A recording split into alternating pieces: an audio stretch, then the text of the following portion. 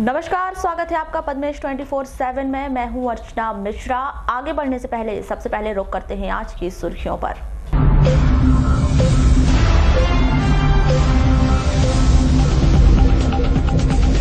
राज्य की सीमा ने किसानों की बढ़ाई मुश्किलें। मध्य प्रदेश में किया गया कर्ज। महाराष्ट्र निवासी होने पर ऋण माफी पर लगा दी पाबंदी। टीकाकरण दल को देखकर स्कूल से जंगल की ओर भागे सभी बच्चे। समझाइश के बाद पूर्ण किया गया टीकाकरण अभियान। बिरसा के बिलाल कसा स्कूल का मामला। सस्ते नेत्र रोग विशेषज्ञ की जिला निःशक्त पुनर्वास केंद्र को तलाश। दिव्यांग हो रहे परेशान। एसडीएम ने नक्सल प्रभावित क्षेत्रों का किया दौरा। शासकीय योजनाओं की जानी हकीकत। और दुराचार का फरार आरोपी को वारासिवनी पुलिस ने किया गिरफ्तार, भेजा जेल। और अब समाचार विस्तार से।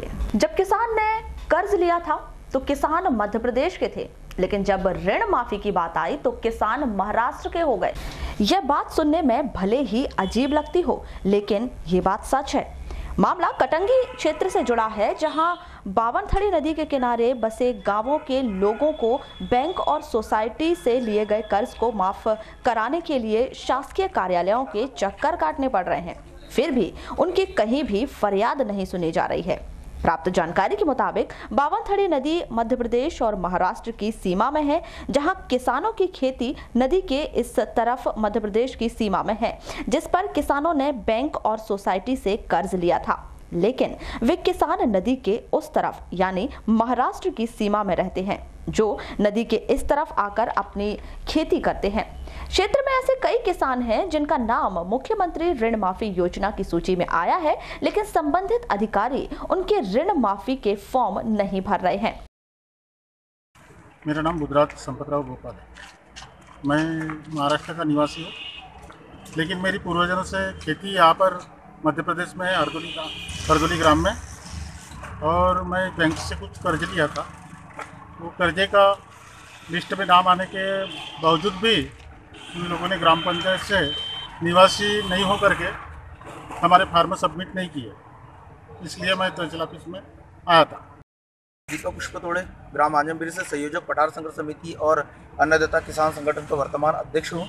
यहाँ पे मैं कुछ कृषकों के साथ आया हूँ जो वर्तमान में निवास करते हैं महाराष्ट्र में, लेकिन जिनकी मध्य प्रदेश की सीमा में खेती होने के कारण उन्होंने अपने खेती के ऊपर राष्ट्रीयकृत बैंक और सोसाइटियों के माध्यम से जो कर्जा उठाया था, वही कर्जा माफी की जो दौर चल रहा है मध्य प्रदेश में, उनका कर्जा माफी की सूची में नाम आया। जब इन्होंने अपना आवेदन संबंधित ग्राम पंचायतों में प्रस्तुत करे तो संबंधित अधिकारियों ने इनका आवेदन मना कर दिया। उनका कारण उन्होंने जो बताया कि ये यहाँ के मूल निवासी नहीं है। तो मेरा ऐसा कहना है कि अगर जो कर्जा माफी हो रही है तो ये खेती के नाम से जो दिया जा रहा है कर्जा, तो यहाँ के कृषक हैं, जब बैंक ने इनको कर्जा दी तो कर्जा माफ होने का भी अधिकार बनता है। तो मैं मध्य प्रदेश शासन से और संबंधित अधिकारियों से निवेदन करना चाहूँगा कि ये जो कर्जा माफी है, महाराष्ट्र के भी कृषक है लेकिन यहाँ पे खेती करते हैं और अपने परिवार का पालन पोषण करते हैं, इनका भी कर्जा माफ किया जाए। इस पूरे मामले को देखने के बाद अब जहन में कई सवाल उठने लगे हैं। सवाल ये है कि जब बैंक और सोसाइटी ने किसानों को कर्ज दिया था तो वो किसान मध्य प्रदेश के थे, और अब जब कर्ज माफ करने की बात आई है तो वो किसान अब महाराष्ट्र के कैसे हो गए। सवाल ये भी है कि जब वे किसान महाराष्ट्र के थे तो फिर मध्य प्रदेश की बैंक और सोसाइटी ने महाराष्ट्र वालों को कर्ज कैसे दे दिया। यही सभी सवाल शासन प्रशासन की कार्यप्रणाली पर सवालिया निशान खड़ा करते दिखाई दे रहे हैं। लौगुर सामान्य परिक्षेत्र अंतर्गत बांस कटाई कर घर लौट रही महिला जयवंती उइके रीछ के हमले से घायल हो गई, जिसे उपचार के लिए जिला अस्पताल में भर्ती कराया गया है। जानकारी के मुताबिक जयवंती अपने पति के साथ जंगल में बांस काटकर घर लौट रही थी, तभी रीछ ने उस पर हमला कर दिया। इस हमले से घायल महिला को तत्काल जिला अस्पताल में भर्ती किया गया है।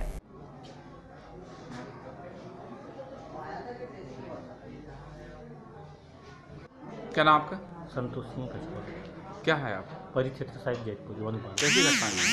ये बांस काटने के लिए गए थे जंगल में। हाँ। वहाँ से वो शाम के समय वापस आ रहे थे। उस समय रीछ द्वारा इन पर हमला किया गया। तो आप लोग सब मौके में थे? नहीं, हम नाके में थे। अच्छा। उसके बाद में इनने बताया, उसके बाद में हम मौके पर भी गए, वहाँ से ये घर आ गए थे। अच्छा। फिर आज भर्ती की आज कल आज भर्ती इनको नहीं, आज ही लाए थे भर्ती करने सुबह। कोई सहायता राशि दी गई आपके द्वारा? हाँ, 1000 रुपये दी गई। जिले के विभिन्न धान उपार्जन केंद्रों में धान का परिवहन न होने के कारण किसानों को आर्थिक परेशानियों का सामना करना पड़ रहा है। धान परिवहन न होने के चलते जागपुर उपार्जन केंद्रों में 3000 से अधिक टन धान की बोरियां जमा हो गई हैं। वहीं जिन किसानों ने धान को उपार्जन केंद्रों में जमा किया है, उनके खातों में अब तक राशि नहीं आ पाई है, जिसके लिए किसान लगातार बैंकों के चक्कर काट रहे हैं। इस संदर्भ में किसानों का क्या कहना है, आइए जानते हैं। लाल ठाकरे भांडी। कहाँ रहते हैं? भांडी। ये बताइए कैसे आना हुआ था सोसाइटी? हम गए थे वाराणसी बैंक में, कैपिटल बैंक में। वहाँ हमारा पैसा ही नहीं आया खाते में। तो क्या जानकारी लगी थी, क्यों नहीं आ पा रहा है? अब पता नहीं क्या कारण है, तो इसलिए अपन को यहाँ पूछने आना पड़ा। तो यहाँ क्या जानकारी दी यहाँ पर? तो यहाँ बोले नहीं तो पैसा डाल दी, यानी चले गए हमारा तरफ से जो भी क्या जाता है उनका, है ना। अच्छा, कितने दिनों से चक्कर काट रहे थे? 2-1 सप्ताह हो गया अब ये गए थे तो अपन अभी तक नहीं मिल पाया। नहीं मिला। क्या परेशानी जा रही है? इसके पहले में 1 सप्ते का मिल गया था 20,000 रुपये, और अभी तक नहीं मिला। तो ऐसे और भी किसान होंगे जिनके खाते में पैसे अभी तक नहीं? हाँ, बहुत सारे हैं किसान जिसके खाते में पैसा नहीं आया। वहीं धान उपार्जन केंद्र के प्रभारी सुरेंद्र बिसेन ने बताया कि आज के 15 दिन पहले से धान का उपार्जन बंद है। धान की सुरक्षा को लेकर सभी व्यवस्थाएं की गई हैं, लेकिन धान के खराब होने की आशंका बनी हुई है। वहीं किसान धान की राशि को लेकर परेशान हो रहे हैं। कितने क्विंटल धान यहाँ पे खरीदी की गई है अभी? यहाँ पूरी 667 किसान से 34,441 कुंटल धान खरीदी गई है, जिसमें केवल 32,931 कुंटल परिवहन हुआ है। वो परिवहन आज से 15 दिन पहले तक हुआ है। 15 दिनों से यहाँ कोई परिवहन नहीं हो रहा है, जिसमें 1520 यानी 3800 बोरी शेष है, जिसमें एक बार ही धान बारिश की मार झेल चुका है और दूसरी बार अभी मौसम बदल रहा है, कभी भी धान और गीली हो सकती है। ऊपर से तो हम लोग ढाक लेते हैं, पर जो नीचे से बहाव होता है उस कारण से धान बेकार होती है बहुत। अच्छा, ये बताएं अभी तक परिवहन क्यों नहीं हो पाया यहाँ पे?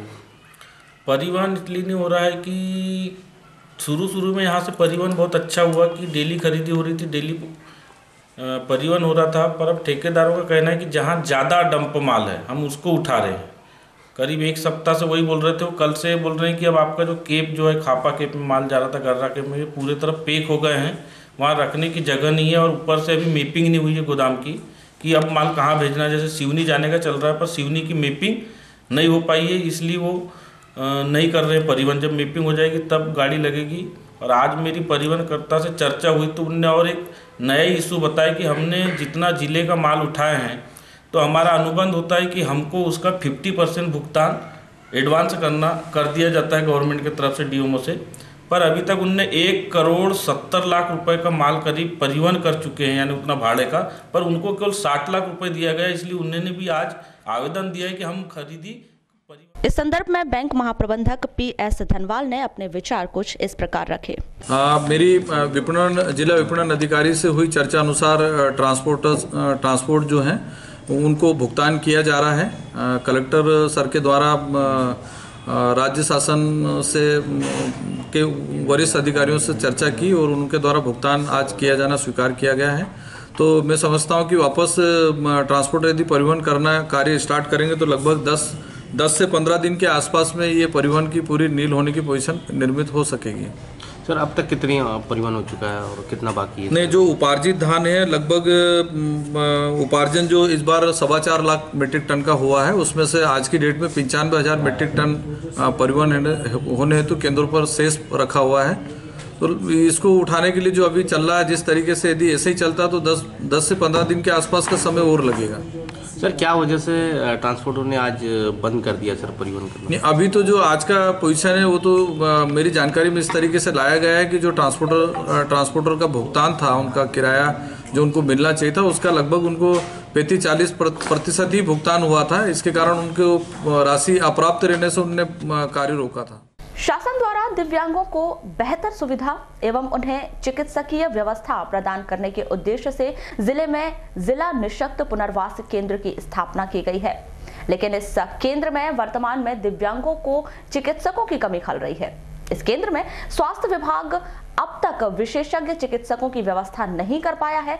आपको बता दें कि वर्तमान में 3 चिकित्सक अपनी सेवाएं दे रहे हैं, जबकि नेत्र रोग विशेषज्ञ का पद काफी अरसे से रिक्त पड़ा हुआ है, जिसकी नियुक्ति को लेकर स्वास्थ्य विभाग उदासीनता बरत रहा है।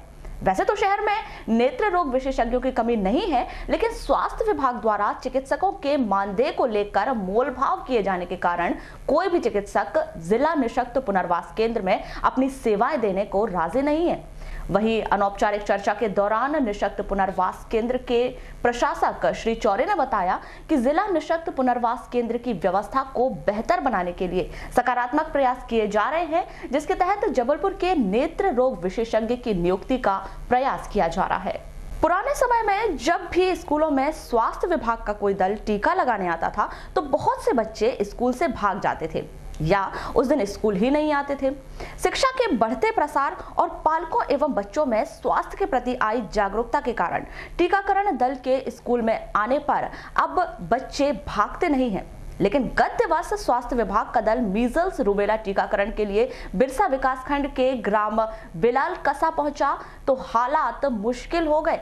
बिलाल कसा के शासकीय प्राथमिक शाला के बच्चों ने टीकाकरण के लिए स्वास्थ्य विभाग के दल को स्कूल की ओर आते देखा तो उन्होंने स्कूल से जंगल की ओर भागना शुरू कर दिया और स्कूल में कोई भी बच्चा मौजूद ही नहीं था। टीकाकरण दल भी बच्चों को इस तरह से भागते देख हतप्रभ रह गया, लेकिन उन्होंने हार नहीं मानी।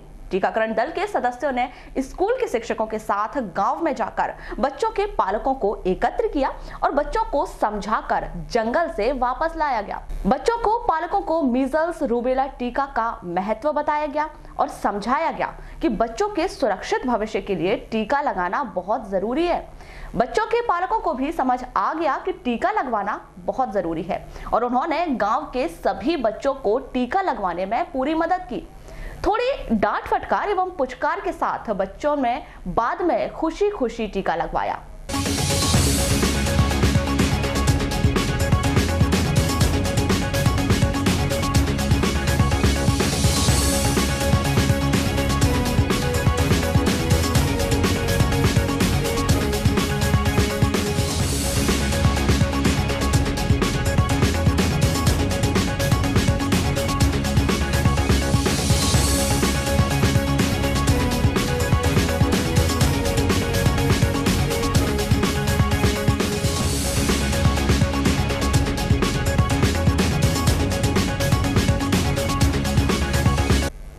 इस संदर्भ में जिला टीकाकरण अधिकारी परेश उपलव ने बताया कि टीकाकरण टीम बिरसा ब्लॉक के ग्राम बिलाल कसा स्थित स्कूल में गई थी।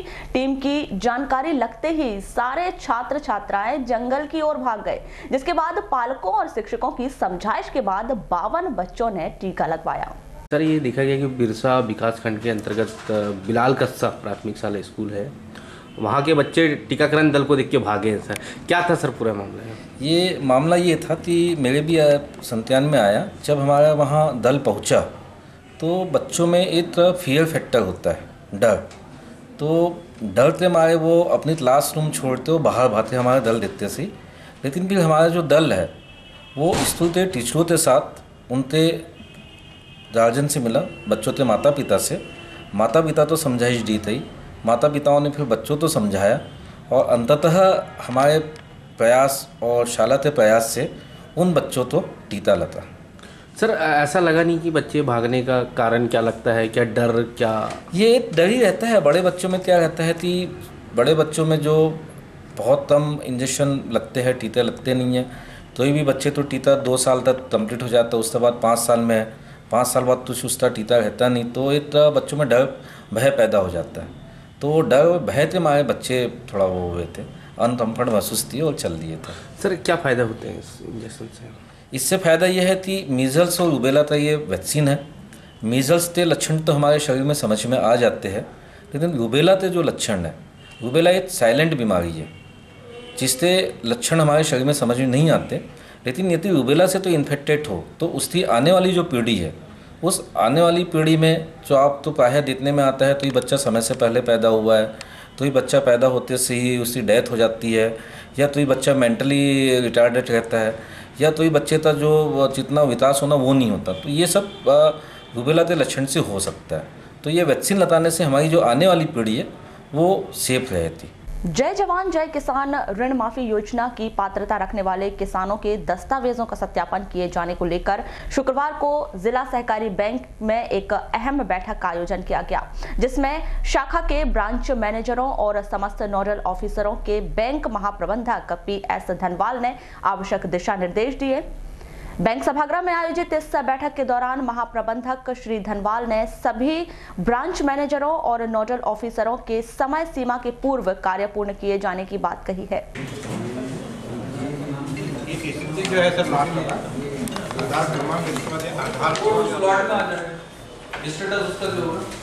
मेरा ब्रांच मैनेजर आपसे टाई अप करेगा, है ना। आज आपके मोबाइल चालू रहे, मेरा अनुरोध ये है, मेरा मोबाइल नंबर जय किसान ऋण माफी योजना अंतर्गत नोडल ऑफिसर और ब्रांच मैनेजर को ब्रांच मैनेजर की लॉगिन आईडी से जो जय किसान ऋण माफी योजना अंतर्गत जो पात्र हितग्राही हैं उनकी इंफॉर्मेशन को ऑथेंटिकेट करना है। नोडल ऑफिसरों को उनके आधार कार्ड का प्रमाणीकरण करना है। इस संबंध में एक संक्षिप्त कार्यशाला आयोजित की गई है सभी नोडल ऑफिसर के साथ में, ताकि आधार कार्ड का ऑथेंटिकेशन सही से किया जा सके। नगर के वार्ड नंबर 13 बूढ़ी में शुक्रवार को पवार महिला समाज संगठन की आवश्यक बैठक आहूत की गई, जिसमें समाज की सभी महिलाओं ने जय मां गढ़कालिका नामक संगठन का गठन किया, जिसमें सर्वसम्मति से वार्ड नंबर 13 बूढ़ी निवासी श्रीमती कल्पना तुर्कर को अध्यक्ष बनाया गया। वहीं अन्य को संगठन की प्रमुख जिम्मेदारियां दी गई। राष्ट्रीय उपाध्यक्ष राष्ट्रीय पवार क्षत्रिय महासभा, ये आज पवार समाज की महिलाएं अपने बालाघाट शहर से नगर पालिका क्षेत्र में इकट्ठा हुई हैं और महिला सशक्तिकरण के पक्ष में और पवार समाज की महिलाओं को एकजुट कर विकास कार्यों को आगे बढ़ाने के लिए ये हमारा पवार महिलाओं का एक संगठन बन रहा है। इसका नाम रखें हमने माँ गढ़काली पवार महिला संगठन, और श्रीमती कल्पना तुर्कर हमारी अध्यक्ष है। यहाँ पर पवार महिला संगठन की जो मीटिंग रखी गई उसका उद्देश्य ये है कि हमारे बूढ़ी बालाघाट में एक समिति गठित की जिसका नाम जय मां गढ़कालिका पवार संगठन रखा गया है। इसका उद्देश्य है कि हमारे समाज में जो भी कार्यक्रम हो हम उसमें सब महिलाएं मिलकर सब कार्य करें, सब एकजुटता दिखाए। और मुझे सर्वसम्मति से सब लोगों ने अध्यक्ष पद के लिए नियुक्त किया है। मैं सब बहनों का आभार व्यक्त करती हूँ। जिला मुख्यालय के करीब ग्राम लिंगा लोहारा में पहाड़ी पर स्थित अस्तानाए वारिस टेकरी में प्रतिवर्षानुसार इस वर्ष भी 4 दिवसीय उर्स मुबारक का आयोजन किया गया है। देश भर में कौमी एकता की मिसाल माने जाने वाले अस्तानाए वारिस टेकरी में आयोजित इस कार्यक्रम में विभिन्न कार्यक्रमों का आयोजन किया गया है, जिसकी शुरुआत 19 फरवरी से की जाएगी और समापन 22 फरवरी को होगा। अब उर्स जो है 19 फरवरी दिन गुजार के ऐसा बाद में 8 बजे के बाद मिलाद शरीफ का प्रोग्राम होता है, तो उसके आगाज़ वहीं से शुरुआत जो है तो उर्दू हिसाब से हो गया 20वीं रात और अंग्रेजी तारीख से 19 तारीख हो गया और 20 तारीख को बालाघाट से संदल आता है।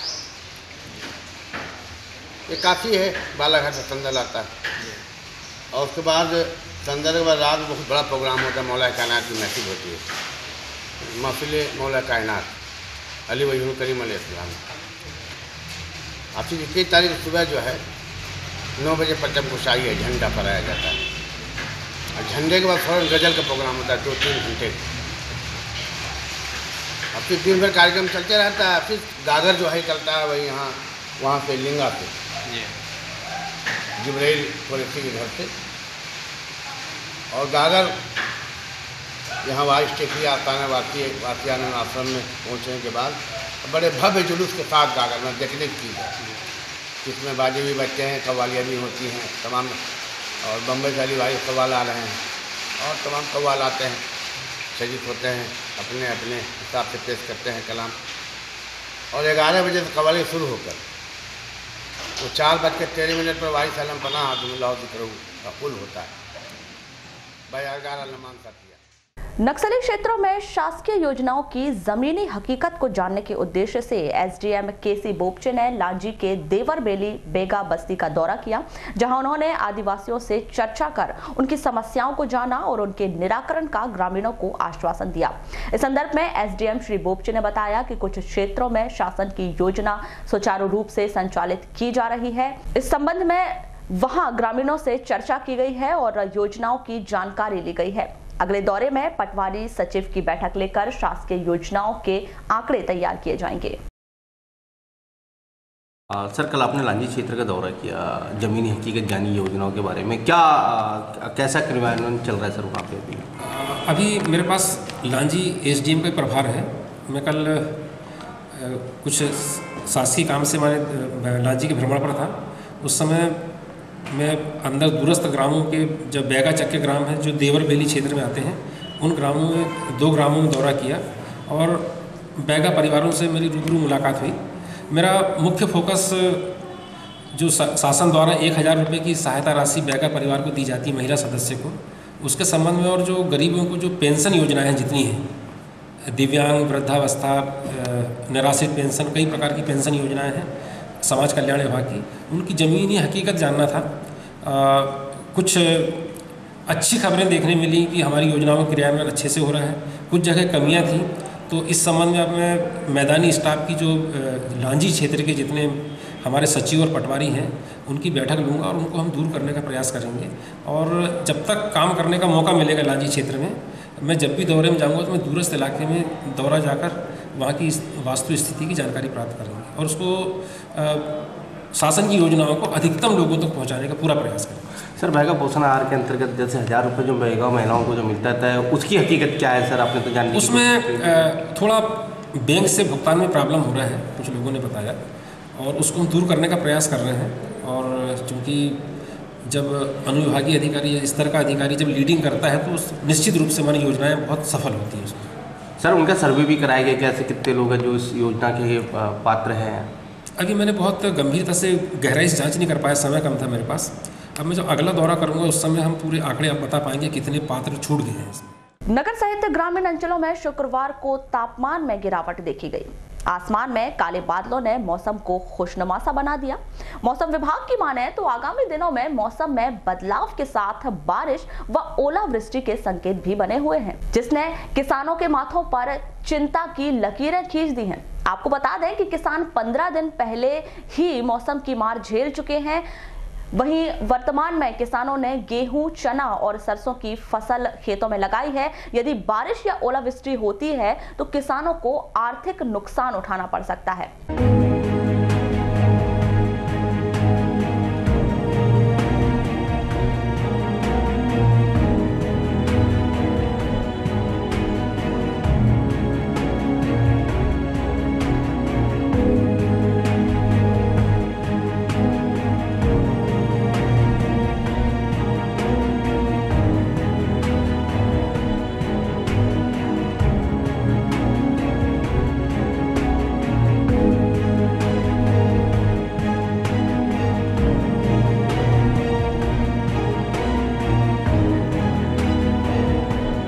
पद्मेश न्यूज की टीम ने शुक्रवार को ग्राम एकौड़ी का जायजा लिया तो किसानों के द्वारा अपनी समस्याएं बताई गई। क्या नाम सर आपका? चिरंजीव पारदी।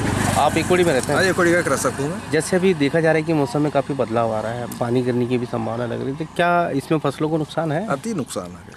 किस तरीके का नुकसान हो सकता है? इससे नुकसान ऐसा है कि जैसे अधिक वर्षा होने के कारण गेहूँ की हर कृषक ने यहाँ पर सिंचाई कर चुके हैं अपने इरीगेशन के माध्यम से, फिर ऊपर वाले के माध्यम से, और अगर बरसात होती है इससे क्षति होना है।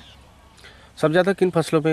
अपने यहाँ तो गेहूँ है, वैसे चना पे तो ज़्यादा नुकसान होगा, इससे चना में होगा, लखोड़ी है, इसमें सब मतलब प्राय सभी फसलों में नुकसान होना है। मतलब कितनी एकड़ में लगा है आपने? मेरे पास तो 10 एकड़ में अभी गेहूँ है। तो देखो यहाँ तो किसान कर्जे में ही बंधा हुआ है, किसान के पास इतनी आय नहीं है कि वो कर्ज से मुक्त हो सके। जो हमारे को जो फसल का उत्पादन का उचित मूल्य नहीं मिल पा रहा है, ये सरकारों की विसंगतियाँ हैं। नाम सर आपका? मेरा नाम राजकुमार हंडखेड़े। राजकुमार जी, ये देखा जा रहा है कि मौसम में पानी आने की संभावना लग रही है। और हाँ, बहुत चिंता है सर। किस तरीके की चिंता होगी? फसल खराब हो जाएगी, ओले गिर जाएंगे, उत्पादन कम होगा। सबने पानी चला लिया है, फिर से पानी आएगा तो फसल खराब होगी। सबसे ज़्यादा किन फसलों में नुकसान होगा? सबसे ज़्यादा अलसी और गेहूँ में। गेहूँ में? हाँ। क्यों, कैसे नुकसान होगा? कुछ फसलें नुकसान इसलिए कि पानी चला लिए पहले, अब क्या किया, गेहूँ सड़ेगा, पीला पड़ेगा, ख़राब होगा, वो ले आएंगे तो उसकी जो उमियाँ ख़राब होगी। मतलब ये पानी जो रहेगा चिंता का विषय? हाँ, बहुत चिंता का विषय रहेगा। फिर भी किसानों ने कर्जा वर्जा लेकर के फसल? हाँ, हर किसान तो भैया कर्जा लेके ही फसल उगाता है, बगैर कर्जा तो कुछ हो ही नहीं सकता। अगर ऐसी सिचुएशन बनी तो क्या मांग करना चाहते हैं सरकार से? सरकार से मुआवजा मांगेंगे। सुखचंद पारदी। कहाँ रहते हैं आप? रेंगा टोला। अच्छा, क्या क्या लगाया है अभी आपने रबी की फसलों में? रबी में तो कुछ नहीं, गेहूँ है। गेहूँ है? चना होना? चना नहीं है, सिर्फ गेहूँ है। गेहूँ है, सरसों है। सरसों। अच्छा, ये बताइए, जैसे मौसम परिवर्तन हो रहा है, पानी आने की भी संभावना लग रही है। हाँ। तो ये क्या किसानों के लिए चिंता की बात है कि? आप चिंता तो लगी रहती है जी किसानों को। क्यों चिंता की बात कैसे हो गई? पानी आया तो कई प्रकार से नुकसान भी होता है, कहीं फायदा भी होता है थोड़ा मोड़ा। जैसे अगर पानी गिर गया एकाएक तो क्या नुकसान होगा इसमें? अभी तो फिलहाल में कोई नुकसान नहीं। गेहूँ है, सरसों है, इसको नुकसान है ही नहीं। नुकसान नहीं है इनको? और बाकी चना होना? आप जो चना है, उड़दा है, लखोड़ी है, अपने यहाँ होती नहीं। अच्छा, उनको नुकसान है। और हरी सब्जियाँ? हरी सब्जी को नुकसान कर सकता है, फूल झड़ता है इसमें। फूल झड़ता है। हाँ। और जिनका चने में अगर फूल आ गया हो वो भी नुकसान है, उसके नुकसान है। मतलब पानी गिरा तो नुकसान है? हाँ, पानी गिरा तो नुकसान है। पानी फायदेमंद नहीं हो सकता। फायदेमंद नहीं है पानी, नुकसान है। अभी का पानी फायदेमंद नहीं है। तो चिंता है किसानों की? किसानों को तो लगी चाहिए चिंता। प्रेम संबंध के चलते जन्मे एक 12 दिन के नवजात बालक की संदिग्ध स्थिति में मौत हो गई। मृतक शौर्य धमगाए ग्राम कीन्ही खैरलांजी निवासी है। जानकारी के मुताबिक नीतू का मायका ग्राम कच्चे खनी का है, जिसका प्रेम संबंध अनमोल धमगाए के साथ चल रहा था। प्रेम संबंध के चलते नीतू गर्भवती हो गई, जिसने 26 जनवरी को जिला चिकित्सालय में बच्चे शौर्य को जन्म दिया था। जिसके बाद नीतू बच्चे को लेकर अपने ससुराल कीन्ही अपने पति के साथ रहने लगी। 7 फरवरी को बालक शौर्य की तबीयत बिगड़ने पर उसे जिला अस्पताल में भर्ती किया गया, जहां उसकी मौत हो गई। नगर के पीजी कॉलेज के बीए, बीकॉम, बीएससी प्रथम वर्ष के ऐसे विद्यार्थी जिन्होंने ऑनलाइन नामांकन अब तक नहीं करवाया है, ऐसे छात्र छात्राओं के लिए रानी दुर्गावती विश्वविद्यालय द्वारा ऐसे छात्रों को अंतिम अवसर प्रदान करते हुए 8 फरवरी से 15 फरवरी तक नामांकन पोर्टल खोला गया है। सभी नियमित छात्र इस तिथि में ऑनलाइन नामांकन फॉर्म विलंब शुल्क 1000 रुपए के साथ भर सकते हैं। कलेक्टर दीपक आर्य की अध्यक्षता में शुक्रवार को जिला स्तरीय मध्य प्रदेश लघु उद्योग संवर्धन बोर्ड की बैठक का आयोजन किया गया। इस बैठक में जिले के औद्योगिक विकास एवं समस्याओं पर चर्चा की गई। बैठक में प्रमुख तौर पर एसपी अभिषेक तिवारी, मध्य प्रदेश उद्योग विकास निगम के अधिकारी संचालक सीएस धुर्वे, वन मंडल अधिकारी श्री तिवारी सहित अन्य वरिष्ठ अधिकारी मौजूद रहे। बैठक में उद्योगों को स्थापित करने सहित अन्य समस्याओं पर विस्तार पूर्वक चर्चा की गई। दूसरा, एक इंडस्ट्री जो में आ गई है, उसमें डिमांड क्रिएट हो जाएगी, तो वो इंडस्ट्री अपने आप में सर्वाइव कर जाएगी। बल्कि फायदा ये है कि उस स्लैब की लाइफ क्योंकि उसको पानी के तट में नहीं रहेगा, हमेशा बना रहेगा। दूसरा ये है कि जो भी टॉप फ्लोर रहेगा, गवर्नमेंट शासकीय आवास का जो भी टॉप फ्लोर रहेगा, वो अगर उसके ऊपर से कवर करके, जैसे फॉर एग्जाम्पल हम इसी हॉल में बैठे हैं। इसमें एक दो चीज़ क्लियर करना चाहूँगा आपको कि इसमें कोई मनाही नहीं है। मतलब हम लोगों ने, मैं सीओ जिला पंचायत उस समय हम लोगों ने प्रपोजल डाले थे और हम लोगों ने कई जगह के लिए करवाया था। तो और बालाघाट के लिए जुलानिया सर ने स्पेशली ऑर्डर निकाला था उस समय कि यदि बालाघाट में लोग चाहें तो वो कवेलू का छत बिल्कुल बना सकते हैं। एक चीज ठीक है ना। अभी मेरे आने के बाद जब मैं उस दिन गया जहाँ ट्रांसपोर्टेशन पॉसिबल नहीं है, जिन जगहों पर टेमनी संदूक हम लोग गए थे, तो वहाँ पर हम लोगों ने चर्चा भी करी लोगों से। मैंने बोला कि मेरे घर स्लैब डाल, ये आप डालना टाइल्स, लेकिन वो कहीं ना कहीं एक ऐसा वो भ्रांति टाइप बनी हुई है कि भाई उसके अंदर आपको नहीं मतलब स्लैब डालना है। ये उनको ट्रेडिशनली ऐसा था विदिशा जिले में, ट्रेडिशनली ये था कि वहाँ पर लोग छतें बनाते, तो मैंने मना कर दिया, मैंने कहा सर नहीं बनेगा छत, इसमें लोग बनाएंगे नहीं छत। उसमें कोई पर्टिकुलर कम्युनिटी थी जो छत में नहीं रहती थी, वो कच्चे मकान में, मतलब उसी मकान में रहते थे, तो बहुत उन्होंने इसकी बनाई, फिर ये बनाई। उसके बाद फिर बालाघाट को अनुमति मिली थी, बालाघाट के लिए अनुमति स्पेशली मांगी गई थी उस समय, बालाघाट को स्पेशल अनुमति मिली है, तो बालाघाट में अनुमति है। और यदि आपको लगता है नहीं है तो मैं देता हूँ अनुमति, आपको कोई दिक्कत नहीं है। यदि आप कन्विंस कर पाए लोगों को, आप यदि लगा पाए तो बिल्कुल लगाएं। स्लैब के ऊपर देखिए, स्लैब के ऊपर जो आप लगाने वाला बोल रहे हैं वो संभव नहीं हो पाएगा, इसी आगामी लोकसभा चुनाव के मद्देनजर आगामी 13 फरवरी को वारासिवनी में युवा संसद कार्यक्रम का आयोजन किया गया है, जो भाजपा के राष्ट्रीय महामंत्री कैलाश विजयवर्गीय की प्रमुख मौजूदगी में आयोजित होगा। वहीं भाजपा युवा मोर्चा के प्रदेश अध्यक्ष अभिलाष पांडे की प्रमुख रूप से मौजूद होंगे। यह जानकारी जिला भाजपा कार्यालय में आयोजित प्रेस वार्ता में भाजपा जिला अध्यक्ष रमेश रंगलानी ने दी। पत्रकारों से चर्चा के दौरान भाजपा जिला अध्यक्ष श्री रंगलानी ने बताया कि 13 फरवरी को वारासिवनी के रानी अवंतीबाई स्टेडियम में आयोजित होगा, जिसमें विधायक गौरीशंकर बिसेन, सांसद बोध सिंह भगत सहित विधायकगण एवं भाजपा पदाधिकारी शामिल होंगे। पूरे देश में कार्यकर्ताओं के अनेक कार्यक्रम रखे। मेरा परिवार भाजपा परिवार, और इसी के माध्यम में युवाओं के बीच, महिलाओं के बीच, अनुसूचित जनजाति मोर्चे की तरफ से, अनुसूचित जाति मोर्चे का, किसान मोर्चे का, इन सब मोर्चों का विभिन्न कार्यक्रमों के माध्यम से अनेक आयोजन किए जा रहे हैं। उसी के अंतर्गत जैसा कि 12 फरवरी से लेके 2 मार्च तक भारतीय जनता पार्टी सतत हमारे कार्यकर्ता उस कार्यक्रमों को संपन्न करेंगे। वहीं भाजपा प्रदेश कार्यकारिणी सदस्य मौसम हरिन खेड़े ने बताया कि लोकसभा चुनाव 2019 का आगाज हो गया है, जिसमें भारत का भविष्य तय होगा। लोकसभा चुनाव 2019 का आगाज हो चुका है।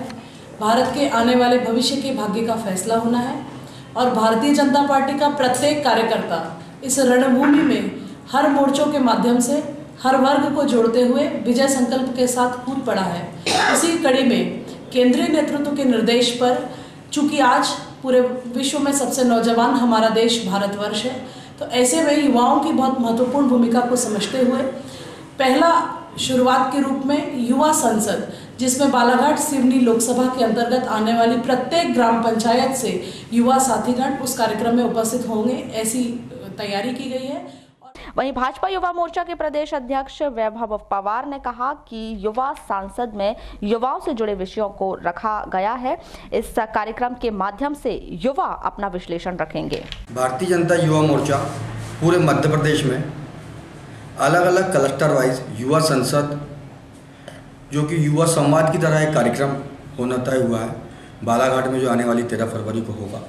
इसमें मूल रूप से ऐसे विषय जिनसे युवा वर्तमान में कनेक्ट होता है, खेलों में बढ़ता भारत, ग्रामीण भारत की परिकल्पना, जीएसटी, ऑनलाइन सेक्टर में बढ़ता भारत, इन सारे विषयों को लेकर हम युवाओं के बीच बात रखने जा रहे हैं।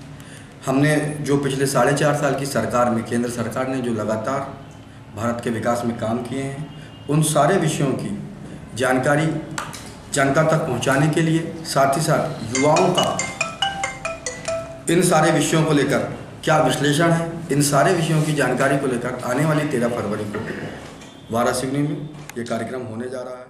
गढ़वाल समाज संगठन हीरापुर के लोगों ने शुक्रवार को एसपी और कलेक्टर कार्यालय पहुंचकर ज्ञापन सौंपा, जिसमें गढ़वाल सामाजिक संगठन हीरापुर के अध्यक्ष रविंद्र नागेश्वर पर सामाजिक राशि का दुरुपयोग करने का आरोप लगाया। समाज के द्वारा मामले की उच्च स्तरीय जांच कर कार्रवाई किए जाने की मांग की गई।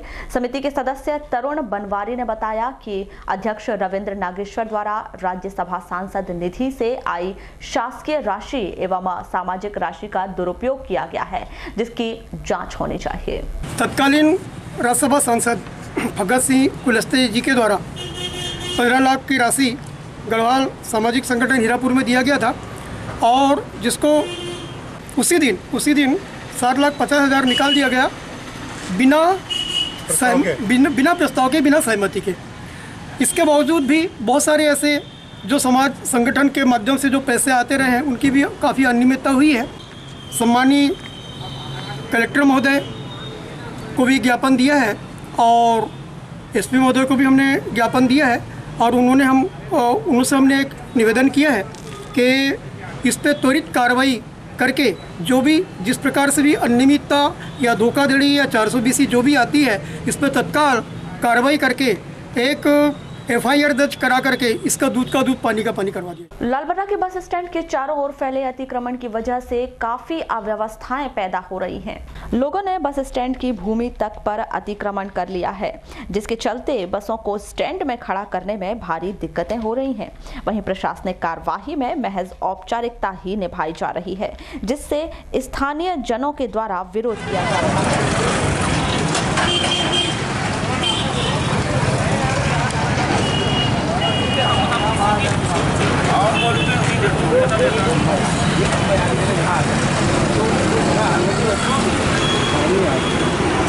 कैसे नहीं आएगी?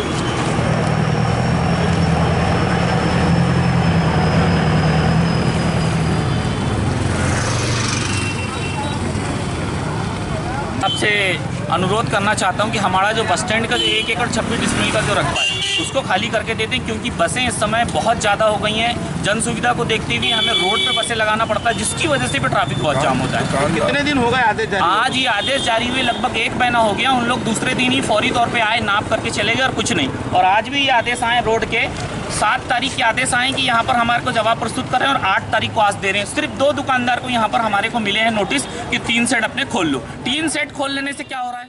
अच्छे से कार्रवाई हो, बार बार ये दिक्कत ना हो। हर 15 दिन में 4 दिन में नाप होता है और बस स्टैंड में जगह नहीं हो रही, हम लोगों को परेशानी हो रही। बस वाले बोलते हैं यहाँ मत लगाओ, दुकानदार वाले बोलते हैं यहाँ मत लगाओ, तो हम लोग बस कहाँ खड़ी करें? नोटिस मिला है 3 सेट हटाने का, हम सहमत हैं, अपनी सहमति से हटा रहे हैं। जैसा हमारा हटा ऐसा सभी का हटना चाहिए जो जो इसके अंतर्गत। कितने लोगों को नोटिस मिला है? हमको मिला है ये महाराज होटल वाले को, ये पप्पू भाई को मिला। बाकी लोग बोल रहे हैं उनको नहीं मिला। हमको तो मिला है, इसलिए हम हटा रहे हैं। यहाँ पे हम लोगों को नोटिस मिले हैं 6 दिन पहले कि आपके जो टीन शेड लगे हुए हैं इनको हटाना है। ये टीन शेड रोड से हमारे 40 फीट दूरी पे हैं। इसके पहले भी 8-10 महीने पहले भी एक बार हो चुका है, साल भर पहले बस आए, टीन शेड हटा दिए, उसके बाद वापस टीन शेड लग गए। और ये रोड के एक साइड कार्रवाई होती है, दूसरे साइड कोई कार्रवाई नहीं होती। स्थानीय जिला सहकारी केंद्रीय बैंक लालबर्रा के सामने परिसर में अपनी मांगों को लेकर 6 फरवरी से प्रारंभ हुआ क्षेत्रीय किसानों का धरना प्रदर्शन तीसरे दिन भी जारी रहा। इस दौरान बालाघाट सिवनी संसदीय क्षेत्र के सांसद बुध सिंह भगत ने धरना स्थल पर पहुंचकर किसानों से मुलाकात कर उनकी समस्याओं को सुना और दूरभाष पर प्रशासनिक अधिकारियों से चर्चा कर किसानों को उनके द्वारा बेची गई धान की राशि का जल्द से जल्द भुगतान किए जाने हेतु चर्चा की। सांसद श्री भगत ने किसानों द्वारा किए जा रहे धरना प्रदर्शन का जायजा बताया। आपको बता दें कि क्षेत्रीय किसानों के द्वारा सोसाइटी में समर्थन मूल्य पर बेची गई धान का भुगतान 2 माह बाद भी खाते में जमा नहीं हुआ है, जिससे आक्रोशित होकर किसान धरने पर बैठ गए हैं और जल्द से जल्द राशि का भुगतान किए जाने की मांग कर रहे हैं। डाइनिंग टेबल पे बैठ के खाते, एसीसी के रूम में रहते और हमको तो अपनी कार की मेंढ की मैदान पे जाना पड़ता है और किसान बड़ी कड़ी मेहनत करता है और उसका भी टाइम पे भुगतान नहीं होता और कहते हैं नहीं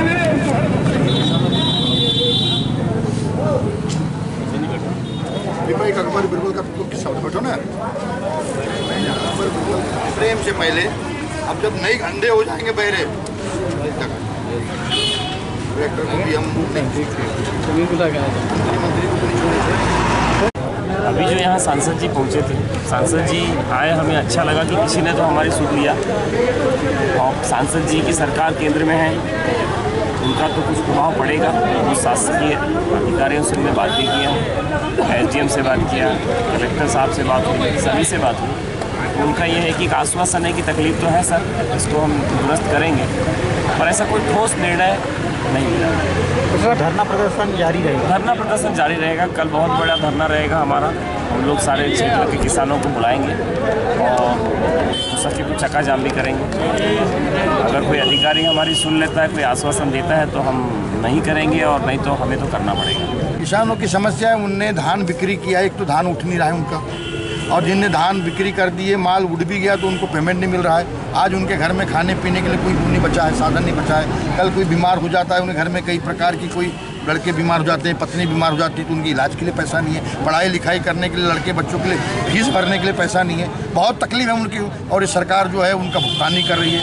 तो हमारा ये है कि अनुरोध प्रशासन से, जिला प्रशासन से, कि भाई आप अतिशीघ्र इनका भुगतान करें, और नहीं करेंगे तो हमको सड़क पे आंदोलन करना। सर, जैसे कि अभी आपने अधिकारियों से बात की, तो अधिकारियों की तरफ से क्या कहना है? अधिकारियों का कहना है कि भाई सरकार को हमने ध्यान में ला दिया, ये बातें जिला प्रशासन ने, भोपाल प्रदेश प्रशासन को अवगत करा दिया है कि किसानों को बहुत तकलीफ है और ये जिले भर ये ऐसी अव्यवस्था हुई है। उसके लिए हम विपक्ष में आज मध्य प्रदेश में हम अपना विपक्ष की भूमिका निभाएंगे और किसानों को उनका हक दिलाएंगे। वारासिवनी में श्री राम मंदिर के सभा कक्ष में भाजपा युवा मोर्चा की आवश्यक बैठक आहूत की गई, जिसमें पूर्व विधायक डॉक्टर योगेंद्र निर्मल, मौसम हरणखेड़े सहित अन्य वरिष्ठ पदाधिकारी मौजूद रहे। बैठक में युवा संवाद कार्यक्रम कर रूपरेखा तैयार की गई। यह कार्यक्रम 13 फरवरी को आयोजित किया जाना है।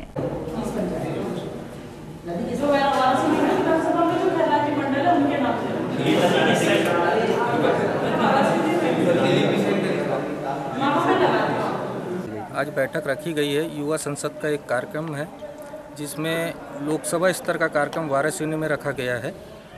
सिवनी और बालाघाट दोनों क्षेत्र के युवा यहाँ पे कम से कम लगभग 10,000 युवाओं को लाने का लक्ष्य रखा गया है, जिसमें हमारे प्रदेश के अध्यक्ष अभिलाष पांडे जी एवं हमारे राष्ट्रीय महासचिव कैलाश विजयवर्गीय जी यहाँ पे आने वाले हैं और इसी उपलक्ष्य में ये मीटिंग का कार्यक्रम रखा गया है। इस मीटिंग में पूरी रूपरेखा तैयार की जा रही है। भारतीय जनता पार्टी केंद्रीय नेतृत्व द्वारा आज के नौजवानों की एक नई ऊर्जा को प्रेरित करने के उद्देश्य से पूरे लोकसभा क्षेत्र में भारतवर्ष में युवा संसद का आयोजन किया जाना है। इसी कड़ी में 13 फरवरी को वारासिवनी रानी अवंतीबाई मैदान में युवा संसद का आयोजन है। इसी आयोजन की तैयारी को लेकर यहाँ पर 5 मंडल से युवा मोर्चा के साथीगण और सभी लोग उपस्थित थे। युवाओं का संकल्प है कि मोदी जी को पुनः 2019 में भारत का प्रधानमंत्री बनाना है। इस हेतु सभी युवा वर्ग को जोड़ते हुए यह एक विशाल युवा समागम युवा संसद 13 फरवरी को यहाँ वारासिवनी में। जनपद पंचायत लालबर्रा में 8 फरवरी को मध्य प्रदेश पंचायत सचिव संगठन प्रदेश प्रचार मंत्री नामदेव राउत का आगमन हुआ, जिनके द्वारा मध्य प्रदेश पंचायत सचिव संगठन ब्लॉक लालबर्रा के सचिवों को 27 फरवरी को भोपाल में आयोजित रक्त तुलादान महासम्मेलन की जानकारी से अवगत कराया गया। चर्चा में प्रदेश प्रचार मंत्री नामदेव राउत ने बताया कि मध्य प्रदेश पंचायत सचिव संगठन प्रदेश अध्यक्ष निदेश चंद शर्मा के आह्वान पर मध्य प्रदेश पंचायत सचिव संगठन एवं मुख्यमंत्री के आपसी परामर्श के अनुसार प्रदेश के समस्त पंचायत सचिवों के द्वारा आगामी 27 फरवरी को भोपाल में रक्त तुलादान महासम्मेलन के माध्यम से मुख्यमंत्री कमलनाथ जी का स्वागत सम्मान करना चाह रहा है, जहां सरकार से निवेदन किया जाएगा कि निर्वाचन के दौरान वचन पत्र में लंबित मांगों को रखा गया है और उसका निराकरण किया जाए।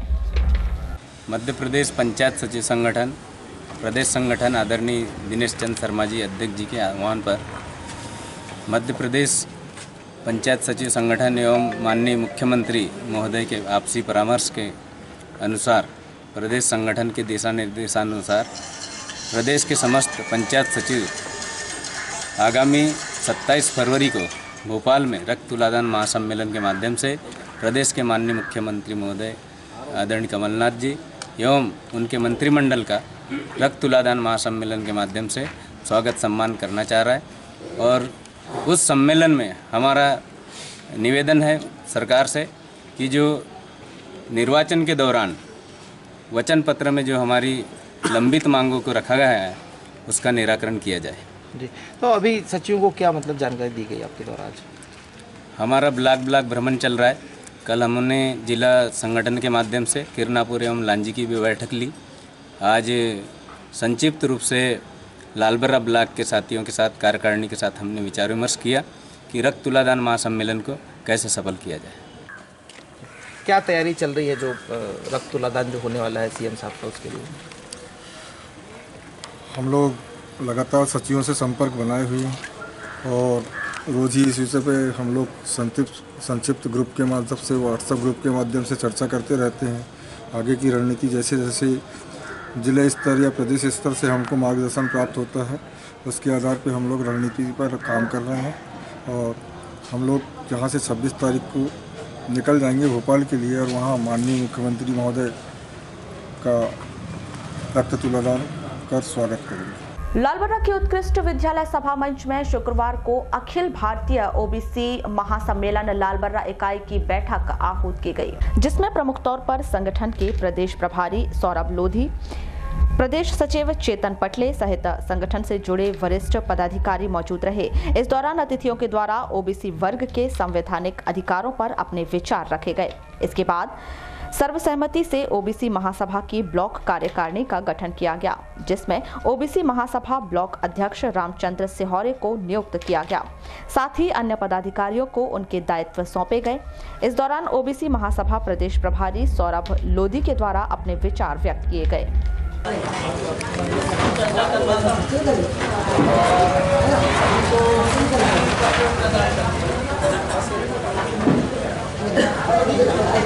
लोगों के कार्यक्रम से मैं सहमत हूँ। जब भी बताया, जब भी की बात आती है, मैंने तुम्हारे पहले जहाँ अन्याय अत्याचार होता हो वहाँ कर्सर काटने की बात आए तो हमको आवाज़ दे दो। आप बताया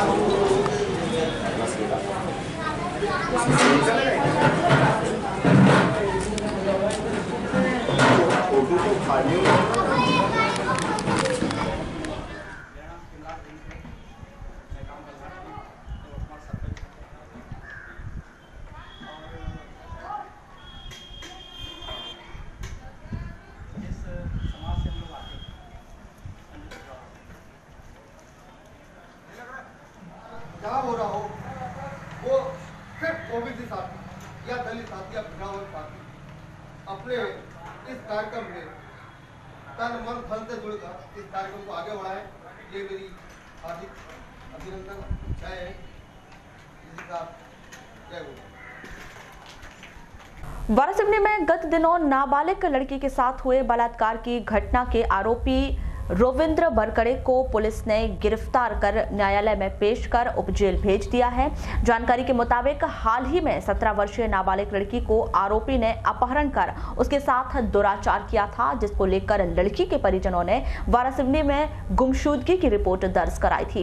इस मामले में आरोपी ने पीड़िता के साथ दुराचार कर उसे बालाघाट में छोड़कर फरार हो गया था, जिसकी पुलिस को तलाश थी, जिसे पुलिस ने दबिश देकर गिरफ्तार कर लिया और उसे न्यायालय में पेश किया, जहां से उसे उपजेल भिजवा दिया गया। जी बिल्कुल, ये आरोपी द्वारा एक नाबालिग बालिका को पहला फुसलाकर वार्ड नंबर 4 से भगा कर ले गया था और जिस पर व्यापारण की धारा 363 के अंतर्गत अपराध पंजीबद्ध किया गया था। काफ़ी तलाश पतासाजी के बाद पीड़िता को यह बालाघाट में छोड़कर चला गया था। पीड़िता जब घर पर आई तो उसने माता पिता के हमरा थाने आए, उसने अपने बयान लिखाया जिस पर उसने आरोपी के द्वारा दुराचार करने की बात बताई। तो प्रकरण में धारा बढ़ाकर आरोपी की लगातार तलाश पतासाजी की जा रही थी और कल दिनांक आरोपी को गिरफ्तार कर अभिरक्षा में लिया गया और आज न्यायालय पेश किया गया। धारा 363, 366, 376 2N और 500 एक्ट के अंतर्गत धारा 5/6, धारा 3/4 के अंतर्गत अपराध पंजीबद्ध किया। वारासिवनी रामपाली रोड पर स्थित हनुमान मंदिर के सामने एक टाटा सूमो वाहन ने एक साइकिल चालक एवं स्कूली छात्रा को अपनी चपेट में ले लिया। इस घटना में छात्रा घायल हो गई, जिसका उपचार सिविल अस्पताल में जारी है। जानकारी के मुताबिक कोस्ते निवासी आरती ठाकरे स्कूल से घर जा रही थी। वहीं 19 वर्षीय छात्रा आंचल राणा, जो कि कक्षा 10वीं की छात्रा है, दोनों घर की ओर जा रहे थे, तभी वाहन ने उनकी साइकिल को टक्कर मार दी, जिससे छात्रा घायल हो गई। वहीं पुलिस ने मौके पर पहुंचकर वाहन को जब्त कर आरोपी के खिलाफ मामला पंजीबद्ध किया है। सर, सड़क दुर्घटना में केस आया सर, इस पर क्या कार्रवाई?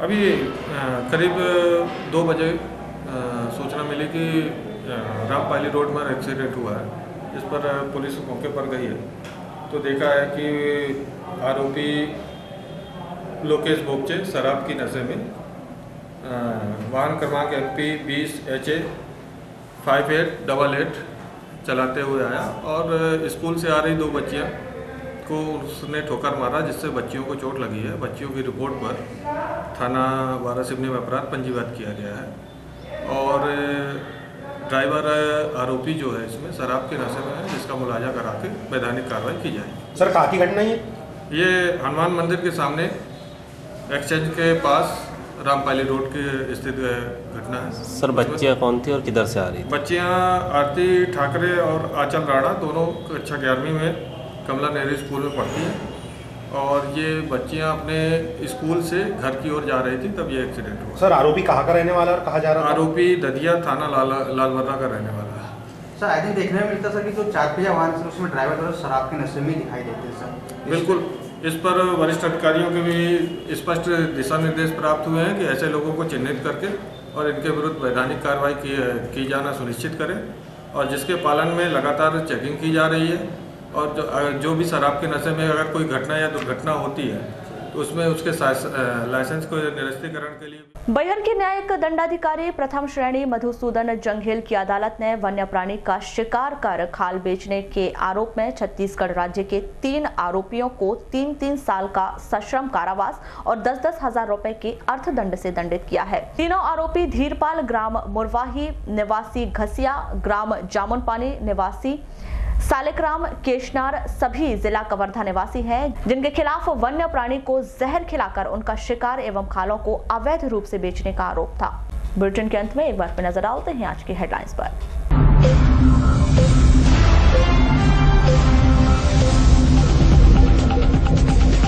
राज्य की सीमा ने किसानों की बढ़ाई मुश्किलें, मध्य प्रदेश में किया गया कर्ज, महाराष्ट्र निवासी होने पर ऋण माफी पर लगा दी पाबंदी। टीकाकरण दल को देखकर स्कूल से जंगल की ओर भागे सभी बच्चे, समझाइश के बाद पूर्ण किया गया टीकाकरण अभियान। बिरसा के बिलाल कसा स्कूल का मामला। सस्ते नेत्र रोग विशेषज्ञ की जिला निःशक्त पुनर्वास केंद्र को तलाश, दिव्यांग हो रहे परेशान। एसडीएम ने नक्सल प्रभावित क्षेत्रों का किया दौरा, शासकीय योजनाओं की जानी हकीकत। और दुराचार का फरार आरोपी को वारासिवनी पुलिस ने किया गिरफ्तार, भेजा जेल।